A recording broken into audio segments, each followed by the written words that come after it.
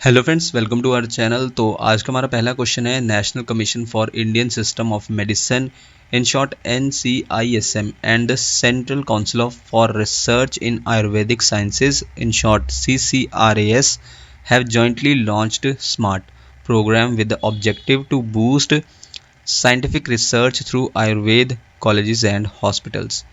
In this context, what is the full form of SMART यानी कि राष्ट्रीय भारतीय चिकित्सा प्रणाली आयोग और केंद्रीय आयुर्वेदिक विज्ञान अनुसंधान परिषद ने संयुक्त रूप से आयुर्वेद कॉलेजों और अस्पतालों के माध्यम से वैज्ञानिक अनुसंधान को बढ़ावा देने के उद्देश्य से स्मार्ट कार्यक्रम शुरू किया है। इस संदर्भ में स्मार्ट का पूर्ण रूप क्या है? इनमें से स्मार्ट का फुल फॉर्म है option D, scope for mainstreaming Ayurveda research in teaching professionals.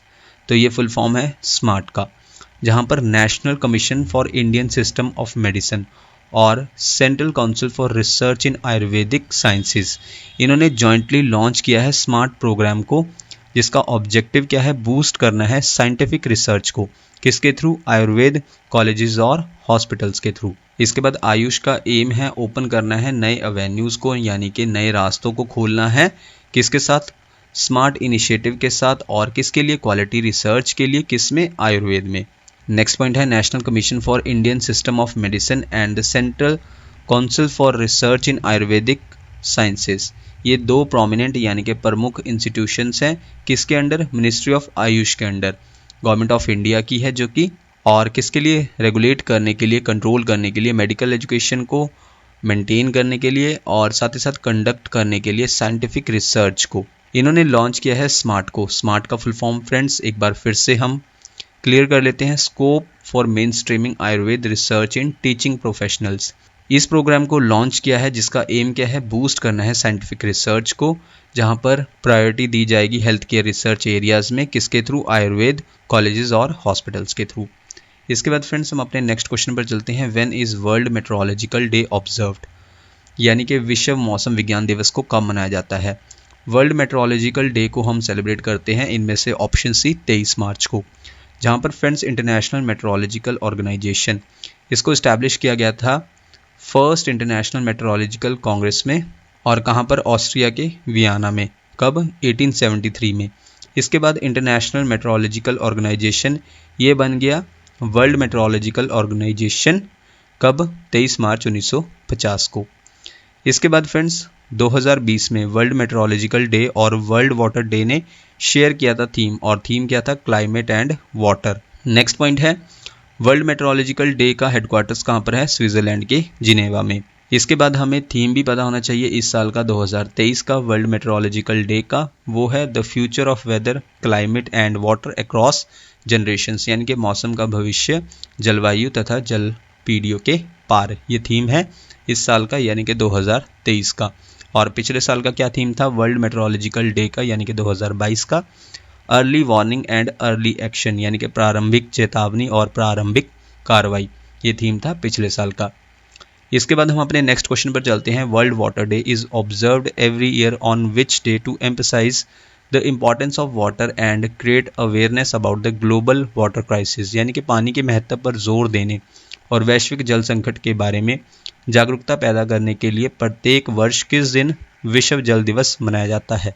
इनमें से हम वर्ल्ड वाटर डे को हर साल सेलिब्रेट करते हैं ऑप्शन बी 22 मार्च को, जहां पर जोर दिया जाता है कि इम्पॉर्टेंस क्या है वाटर का, और साथ ही साथ अवेयरनेस को क्रिएट करते हैं किसके बारे में? ग्लोबल वाटर क्राइसिस के बारे में, यानी कि वैश्विक जल संकट के बारे में जागरूकता पैदा करने के लिए हम सेलिब्रेट करते हैं वर्ल्ड वाटर डे को 22 मार्च को।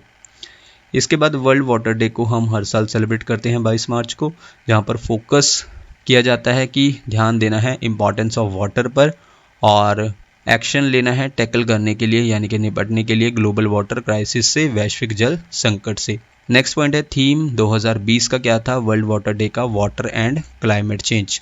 और इस साल का क्या थीम है 2023 का, यानी कि वर्ल्ड वाटर डे 2023 का क्या थीम है? Accelerating change to accelerate the change required to solve the water and sanitation crisis, यानी कि जल और स्वच्छता संकट को हल करने के लिए आवश्यक परिवर्तन में तेजी लाने के लिए त्वरित परिवर्तन। ये थीम है इस साल का वर्ल्ड वाटर डे का। और इसके अलावा पिछले साल का क्या थीम था वर्ल्ड वाटर डे का 2022 का, ground water making the invisible visible, ये थीम था 2022 का वर्ल्ड वाटर डे का। इसके अलावा फ्रेंड्स कोर फोकस जो है वर्ल्ड वाटर डे का वो क्या है कि सपोर्ट करना है अचीवमेंट को, और किसकी अचीवमेंट को, sustainable development goal water and sanitation for all by 2030, इस अचीवमेंट को सपोर्ट करना है। ये कोर फोकस किया गया है किसके द्वारा, वर्ल्ड वाटर डे द्वारा। जैसा कि फ्रेंड्स हमारा इसी पॉइंट से रिलेटेड एक और क्वेश्चन बनता है, जहां पर क्वेश्चन इस प्रकार से है कि ensuring availability and sustainable management of water and sanitation is related to which SDGs, यानी कि पानी और स्वच्छता की उपलब्धि और स्थायी प्रबंधन सुनिश्चित करना किस सतत विकास लक्ष्य से संबंधित है। तो ये जुड़ा है ऑप्शन बी सस्टेनेबल डेवलपमेंट गोल 6 से। देन इसके बाद हमारा नेक्स्ट क्वेश्चन है when is international day of forest in short IDF celebrated, यानी कि अंतर्राष्ट्रीय वन दिवस कब मनाया जाता है। इंटरनेशनल डे ऑफ फॉरेस्ट को हम सेलिब्रेट करते हैं हर साल ऑप्शन सी 21 मार्च को, जहां पर यूनाइटेड नेशंस जनरल असेंबली ने डिक्लेयर किया था कि 21 मार्च को सेलिब्रेट किया जाएगा किस रूप में, इंटरनेशनल डे ऑफ फॉरेस्ट के रूप में। कब ये डिक्लेयर किया गया था, 2012 में। और ये डे को हम सेलिब्रेट करते हैं ताकि रेस की जा सके अवेयरनेस की इम्पॉर्टेंस क्या है सभी टाइप्स के फॉरेस्ट का। नेक्स्ट पॉइंट में हर एक इंटरनेशनल डे ऑफ फॉरेस्ट पर कंट्रीज़ जो हैं वो इनकरेज करती हैं लोकल, नेशनल और इंटरनेशनल एफर्ट्स को किसके लिए, ऑर्गेनाइज करने के लिए एक्टिविटीज़ जिसमें इन्वॉल्व हैं फॉरेस्ट और ट्रीज़, जैसे कि प्लांटिंग कैंपेन्स को चलाया जाता है।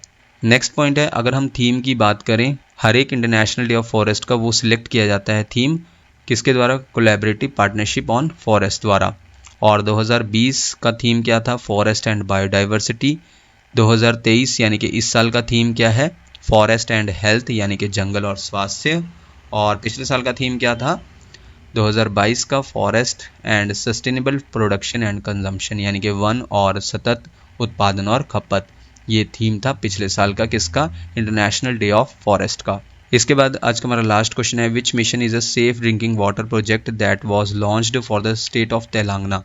It aims to provide drinking water to every village and city household, यानी कि कौन सा मिशन एक सुरक्षित पेयजल परियोजना है जिसे तेलंगाना राज्य के लिए शुरू किया गया था। इसका उद्देश्य हर गांव और शहर के घरों में पीने का पानी पहुंचाना है। तो इनमें से वो मिशन है ऑप्शन सी मिशन भागीरथ। ये एक सेफ ड्रिंकिंग वाटर प्रोजेक्ट है जिसको लॉन्च किया गया था स्टेट ऑफ तेलंगाना द्वारा, और इसका एम क्या है, प्रोवाइड करना है ड्रिंकिंग वाटर हर एक विलेज को और सिटी हाउस होल्ड को, यानी कि शहर के घरों को। जहाँ पर फ्रेंड्स भागीरथ एक सेफ वाटर ड्रिंकिंग प्रोजेक्ट है हर एक गाँव के लिए तेलंगाना स्टेट में, जिसका बजट क्या है 43,791 करोड़ का। और ये प्रोजेक्ट जो है ब्रेन चाइल्ड है, उपज है किसकी, तेलंगाना के चीफ मिनिस्टर के चंद्रशेखर राव की। और इसका एम क्या है, प्रोवाइड करना है पाइप्ड वाटर 2.32 करोड़ लोगों को, 20 लाख हाउस होल्ड्स में यानी कि 20 लाख घरों में, अर्बन एरिया में यानी कि शहरों में, और 60 लाख को रूरल एरियाज़ में तेलंगाना की। और इस प्रोजेक्ट को इस्टेब्लिश किया गया था 2016 में। तो फ्रेंड्स ये थी आज की हमारी वीडियो जिसमें हमने कुछ MCQs को डिस्कस किया। नेक्स्ट वीडियो फ्रेंड्स आपको जल्दी चैनल पर मिल जाएगी। So thank you friends for watching this video.